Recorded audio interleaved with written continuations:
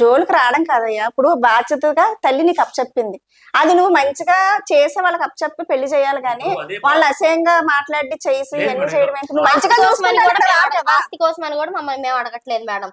మమ్మల్ని ఇలా హింసించొద్దు, మా మీద చేతులు వేయొద్దు, ఎవరిని ఇంటికి తీసుకురావద్దు, తీసుకురాకుండా ఉంటే చాలు.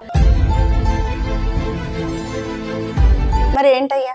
లేదు మేడం, నేను చెప్పిన వారంలో నెలలో 4 రోజులు అదే పని అయితే ఎలా మేడం?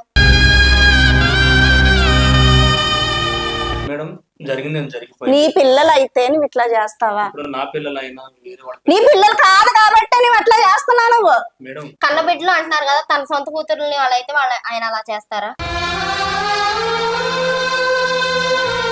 ఇప్పుడు వాళ్ళు సొంత కూతుర్లు అయితే ఇప్పుడు నా భార్య బిడ్డలు కనుక నాకు బిడ్డలే. మీరు అమ్మాయి వేసుకొని చదువుతుంది. అమ్మాయి ఎంత? ఇప్పుడు తను 10th క్లాస్ చదువుతున్నా.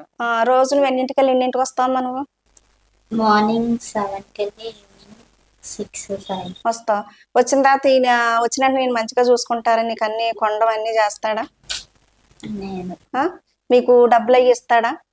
మీరు స్కూల్కి వెళ్ళినప్పుడు కొనుక్కోమని గట్ట? మరి ఏంటయ్యా చేస్తున్నారమ్మా?